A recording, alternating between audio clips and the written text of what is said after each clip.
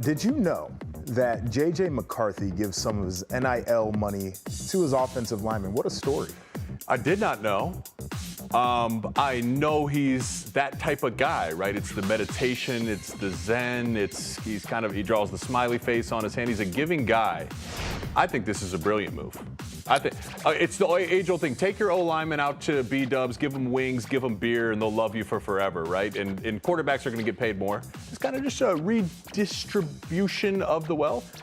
Why don't they have enough NIL deals for the offensive line? Why does JJ have to give his money up? I think they do have enough, right? But you'll never, as an O-lineman, you're never getting paid what JJ is, right? I mean, I guess. I don't know what those guys are getting paid. I just think it says, as a quarterback, hey, man, listen, I know that part of the reason I'm getting paid is because of you guys. I'm going to hand you over some cash. Do you think he talked to an accountant about the gifting rules and the tax implications? What is it, $15,000 a year? Yeah. Do you think he had that conversation? I don't know if he's given $15,000 a piece. This is valuable information here. The way some here. of these kids are not making just money, entertainment. He needs to make sure that he's clear with the IRS on that. That's right. That's right. Yeah. It's a Michigan guy, though. They got that handled. We're good. Not exactly We're good. Sure. We're good. Anybody can get in trouble with the IRS regardless of where you go. I just hope these kids are doing it the right way. But I actually, in all reality, do love seeing this out of J.J. McCarthy.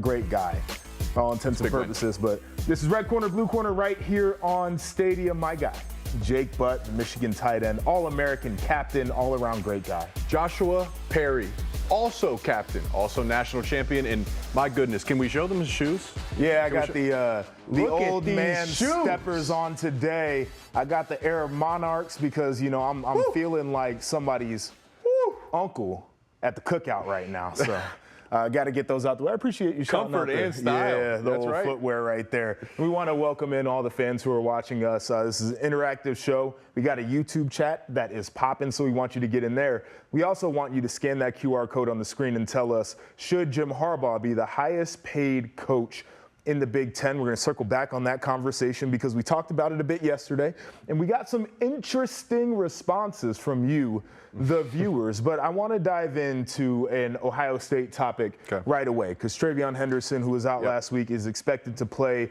on Saturday against Purdue. Now, last time we saw him out there on the football field was against Notre Dame. A guy who I think went through a slump last year, was dealing with some injuries a year ago, so certainly the right thing to take the precaution. But when he's in that lineup for Ohio State, what is he providing? Look, he's different. Some of the other backs like Mayan Williams or Chip, like those are downhill bigger backs, right? And frankly, this offensive line, we've talked about it. It has not been as strong this year as it has been in recent years. And I say that to say this. TreVeyon is a guy that has the explosion, the agility, and the just raw talent to make things when they aren't there. He corrects issues across the offensive line. They didn't even get 2 yards per carry last week against Maryland. I think getting a guy like him back, particularly this week against a unique Purdue defensive front, it's going to be huge. It frankly has to be huge because they need to be more consistent. You know, it is interesting, and I agree with that analysis on him. I'm watching the game tape back from Ohio State versus Maryland. I think toward the end of the game, Mayan Williams had some runs where he really started to run through those arm tackles, and you felt his impact. I think there were moments, and you know how it goes on the football field, where there's light and then it becomes dark right away, right? Like the seams only open up for a little bit of time, and he has the juice to get through those. And I think that next gear was lacking against Maryland, quite frankly. And I give the Terps a ton of credit for the way that they were able to defend, but I think TreVeyon Henderson could have been a back that would overcome maybe a little bit of that next gear that was missing. The way the O-line, you laid it out perfectly. The way this O-line is playing right now is not dominant. So there's a hole, but it closes quickly. They're just not dominating people. So you look at a guy like Mayan Williams, he's kind of like a semi-truck.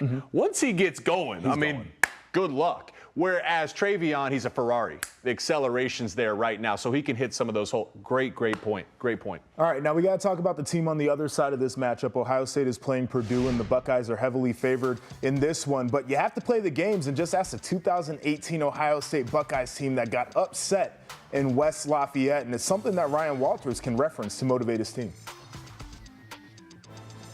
I've got some creative ways to just trying to give the history of this game and what it meant, the last time that they were here. and so they'll definitely be aware. I think a lot of people are aware of Purdue and their history of being the spoiler makers. They've got a really good record against teams that are ranked inside the top 5. Ohio State's coming in as the number 3 ranked team. So what chances are you giving Purdue this weekend? You know, you'd initially say not much, right? But they do have they don't normally have high chances, and they find ways to win. I just still think this team is still trying to find its identity. Under Jeff Brom, there was a clear identity. They're still trying to find its identity. I will say, to continue the conversation from earlier, an interesting matchup here is you look at the Purdue front. Go ahead. Is it a 3-4 or is it a 5 down? It doesn't matter. The point is there's 5 guys on the line of scrimmage that attack downhill. That means one-on-one matchups across the Buckeye offensive line. So this is a big, and they're disruptive as anybody. Their tackle for loss and sack numbers are high, right? So that's a matchup that Purdue has to win to have a chance, and it's a matchup Ohio State has to win to come out clean this week. Yeah, the TFL numbers for Purdue, I believe, are top in the Big Ten, right? So you're on point with that, and you talk about the way that their defense aligns. Not only does it create single blocks, which means that it's harder to move guys off the point of attack because you can't get a double. As a linebacker, I love when there were single blocks up there because guess what I get to do? I get to flow, right? I get to run and hit and run, the things that I enjoy doing as a linebacker. And so Purdue is going to put them in those types of situations. I think Ohio State's going to have to say, listen, if we have better personnel, we better be able to dominate those blocks. I think the other advantage for Ohio State is this year they have done a better job than they did a year ago in taking the football away. The interception numbers are up. Purdue is a team that will throw it to you if you let them. They have to force the chaos and force Hudson Card into throwing some picks. Yep, and really, if Purdue's defense is going to play so aggressively in the box, not a lot of teams want to do that with Ibuka and Marvin Harrison Jr. Yeah, and Mecca Ibuka came out of that game last week a little bit banged up, but I think they said it's nothing too serious. So we'll see if he's out there on Saturday. But if not, Super Marv. Those two banged up are I'll take them pretty banged damn up. good. Okay, let's move over to a Thursday staple. It's our favorite game. It's called Pick One. And our favorite game in the West. A lot to decide here.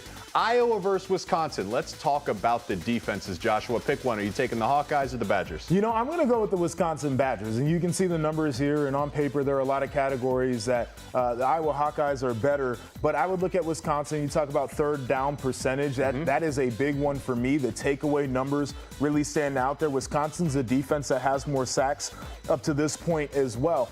And so I like that edge, right? Like, I like when you can win on third down, and I like the chaos plays, the ability to take the football away, the ability to force negative plays, to me, creates a scenario for defenses to have success, even if they are giving up some yards. Those numbers, I mean, Wisconsin's right there. It's surprising because we just would assume it's Iowa's defense. But I think I'm picking the Hawkeyes mainly because of the context. I mean, their back is against the wall at all times, right? So their margin for error defensively is 0. I don't think that they're as good as they have been historically. But yet and all, if you give them a chance to create a turnover, they're going to do it. Sometimes they'll create them anyways. So should be a fun one. Both defense. 80% chance of rain this weekend. 15 to 25 mile-an-hour winds. It feels like an Iowa-Wisconsin type of day, right? It could get ugly. All right, let's go to our next one. Pick one. Let's talk about some running backs. Two good ones here. Nate Carter, Michigan State, or Kyle Monangai. These two will be matched up against each other this weekend. You know, I'm rolling Nate Carter here, right? And you can see some of the numbers. I think the rushing numbers per game kind of puts Carter over the top, although he's lacking in the touchdown department compared to Monangai. But one of the things I started looking at is how versatile and how explosive are either of these players.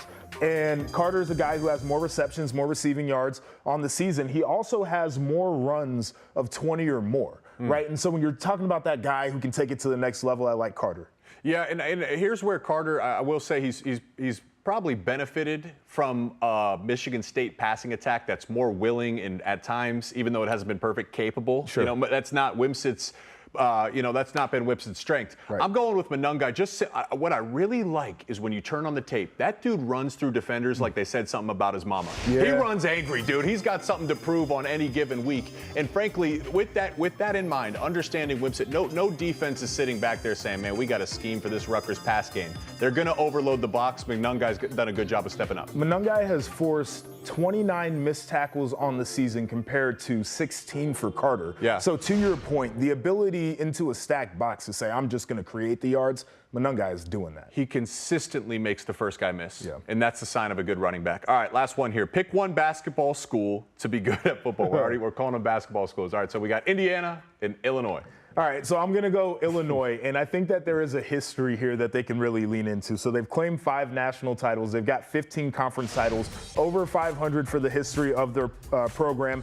They, a bunch of consensus All-Americans, more than Indiana. I know that for sure. You got Dick Butkus, RIP, but, you can lean into the history of some of the great players. How about our good friend Howard Griffith? I believe 8 touchdowns in a game. Like, you got stuff like that to really lean into that Indiana doesn't. So we've disagreed on the previous 2. We're going to agree on this one. And you provided the data. I'm just going to provide the emotion, because let's go back to the COVID year where Indiana was successful, and it was just like, wait a second, man. There was like ripples of confusion in the universe. I'm like, this just doesn't feel right. When Illinois was rolling last year with Brett Bielema, I'm like, okay, cool. Like, no offense. I want Tom Allen. I want the Hoosiers to succeed here. But to me, it makes more sense to me that Illinois has the chance to be the more successful team. Yeah, it feels like more of a place that has embraced football historically. And I think their fan base gets a little bit more upset when they're not good at football. So, Illinois, we're rooting for you. Indiana, we're rooting for you too. It's just a tough path for both of these teams this year. Now, speaking of Illinois, let's hand it off to Illini alum and host of Live on the Line, Brad Evans, for his pick of the week.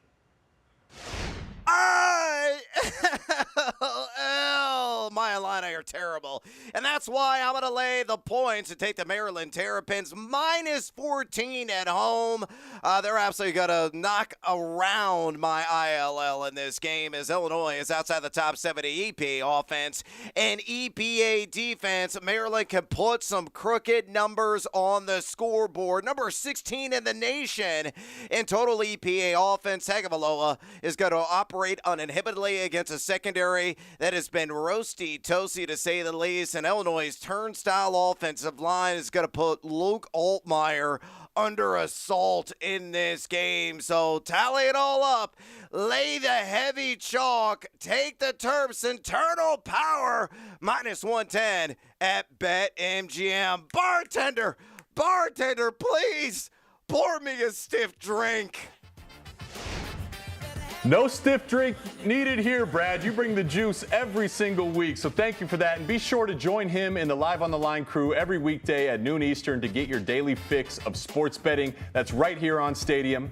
And coming up, we'll be making our own picks for this week's games. Joshua and I are looking to go 5-0. And we also have a special guest joining us in Annie Agar. She's going to help us pick some winners as well. More Red Corner, Blue Corner on the other side of the break.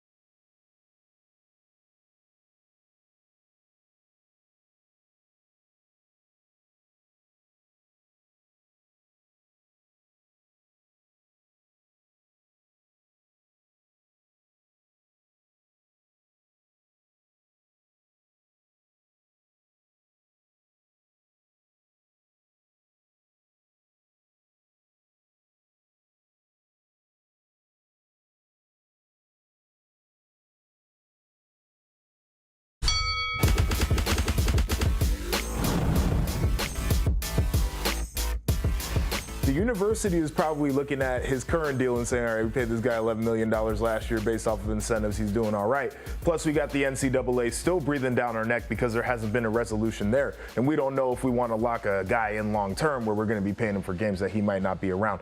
Very interesting, but he deserves the money. He's doing a hell of a job. He should be the highest paid coach in the Big Ten, right? He's earned that right at this point in time. Boy, a lot of people felt strongly about Jake's claim of Jim Harbaugh deserving to be the highest paid coach in the Big Ten. So we got some comments queued up here. I got the note cards. Jake, why don't you read these comments for us? Sure, sounds good. I didn't think this was a hot take. I didn't expect to see any comments. So let's go. This is from Aaron Morrison. He should be the biggest geek in the Big Ten. What? I think that one's just stupid, but I gotta. Aaron, who's your team? Is it? I'm assuming you're not a Michigan fan, maybe a Buckeye fan or a no, Michigan don't State put that fan. on All us. right, let's see. All right, Frank, you guys wanted to fire him a few years ago, LOL. Yeah, well, you Buckeye fans told me you wanted to sign him to a lifetime contract. Michigan State fans, you guys said we'll sign him to a lifetime contract. You were laughing at him. Who's laughing now? Jake keeps receipts. I keep the receipts. I got time today. I'm learning that from you. I see you. John Bullen. What? Must be the one bowl win he has had in losing record to his rival. Listen, do you understand the context? This is the problem I have with you guys. Go ahead. When Harbaugh got there, I was there. We were 5-7. We were 5-7. The laughingstock, he's got him here. He's gotten to the playoff. How many teams have been to the playoff total since he took over? Yeah, I mean, not many. It's not right? a big group. I think the context here too is important because it's not like he was due for a new contract. I think that's the biggest part of this context. It's not like he's just like, oh, give me money. It's like, no, they told him we're going to reduce your pay, and now they should really pay it. A lot of worse coaches are getting big time paydays, Yeah, right? dude. All right, Adam Lopez, watch when he leaves for the NFL this year. LOL. Adam, this is what we're trying to avoid. This is what Ann Arbor is trying to avoid. Pay the man, let him know he's appreciated, and you'll sleep easy at night. All right, last one, Ben Wood. He would be third or lower in the SEC. Third or lower. Okay, I mean, look. It's T-Bob's burner. It's T-Bob's burner, for sure. I get it. You're trying to stir the pot. I'll give credit to Nick Saban. I'll give credit to Kirby Smart. Yeah, I was getting ready to say it's not true. And there are plenty of wonderful coaches in the SEC, and that's not this part of the conversation. But Jim Harbaugh, and this is a Buckeye saying this, he's had success everywhere that he's been. At both levels. To question his coaching, I think, is wild. He's as accomplished as anybody in the game. So that got a ton of attention on social media. And Andy Agar's Big Ten Zoom call made his rounds on social media as well. So we're going to play you a little piece right here. Okay, we are a couple weeks into the season now, so I just want to have a meeting to get everybody on the same page, kind of go over things. Yeah, we already know that. I put the meeting notice on everyone's calendar. Northwestern, last weekend you almost lost to a team that sounds like a 55-year-old man who sells insurance. An old man, huh? Somebody get Ryan Day. He'll go punch him in the face. Have any of your starters played in a fourth quarter yet? No, they haven't actually. Okay, will you two just stay focused? We're already off to a slow start. Well, Ohio's used to that. Ohio State has had some dominant performances so far. They're averaging over 430 yards per game, which is so impressive, considering they don't show up until the second half. All right, Michigan, will you just get Harbaugh in here, please? Have I talked to you guys about J.J. McCarthy yet? Here we go. Not again. He might be the best quarterback in the country. Not against Bowling Green. What can he not do? Win a playoff game. Not underthrow his receiver. Question, what is Bubbles from Trailer Park Boys doing here? As fun as this is, are we done yet? I think that's everyone. Okay, so next week, wait a second, where's Michigan State? Hey, what's up, guys? State. What? I can't turn them. How's the coach search coming? One of our professors just got busted for a meth lab. It's like we're living in Breaking Bad.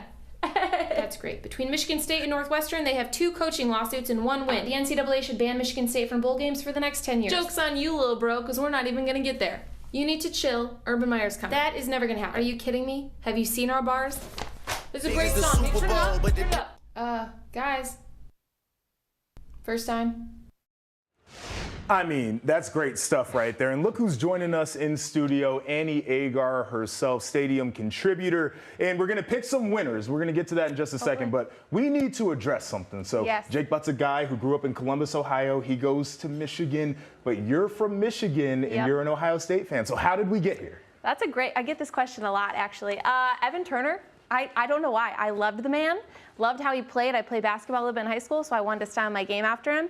And then he had that nice little shot against Michigan in the Big Ten tourney. Remember that? I do. Pretty good. Was your family Michigan fans then? No, they're all Michigan State fans, which is probably why, too, because we were very anti-Michigan. Yeah, that was an easier divorce away from the Spartans, for sure. It made sense. Understood. Yep. This is good stuff. I love what I am hearing right now. But We do have some games coming up this weekend, so we are here to pick winners, and we're going to start with Iowa versus Wisconsin. Could be an ugly one, but this is Big Ten football, and we embrace it. So, Annie, we'll start with you. Who you got for that one? This might make a historic most punts in one game, I think, might happen. This could go both ways for me. I was thinking I kind of wanted to pick Iowa, but I can't. I saw Mordecai was at the Wisconsin, I think it was Illinois, or no, Rutgers. They were playing Rutgers, and he's a very mobile quarterback. I think Wisconsin wins handily, even though, I mean, I'd try in with Iowa. They're 5-1. How are they 5-1? I don't understand. We've been trying to figure that one out for a while. So listen, the recipe for Wisconsin is not to turn the ball over. Well, they've done that. But here's the other issue. As we previewed as meteorologists earlier, 80% chance of rain, 15 to 25 mile per hour winds. That plays in the hands of Iowa, especially special teams as well. That being said, I'm following your lead. I'm picking the Badgers. I'm going with Wisconsin as well. I mean, Deacon Hill, 6 completions last week is nasty behavior. And also, I think Wisconsin's run game took a step. We saw Braylon Allen kind of return to form a little bit. And then the young guy, Aker, out there really pushing him. I think that is going to be the one in this game. Now, we got to go national here. We got number 8 Oregon taking on number 7 Washington. What are our thoughts? A good one. Let me just say, Oregon has about 5 million uniform combos and 0 national championships. Woo. So I'm going to go with Washington on this one. Wow. Oregon's going to bring out that little speckled uniform. It's not working for them. Okay, you're going Washington, and you previewed the national championships. The Pac-12 is deep and they're rolling. I think if any team makes it out of the Pac-12, it's going to be the Ducks. Why? Because of the defense. Both offenses are explosive. Washington's defense lagging a little bit behind. I'm betting Dan Lanning has that defense ready to go. They don't stop Washington, but they do enough. I'm picking the Ducks. Yeah, I'm going with Oregon as well. The defense stands out to me, and also the fact that they're more balanced offensively. They run the football. They're top in America in yards per carry. Hell of a stat right there, but that's why I'm going with Oregon. Okay, so we got Indiana. They're taking on number 2 Michigan. Do I have to ask you who's winning? Unfortunately, no. This really sucks.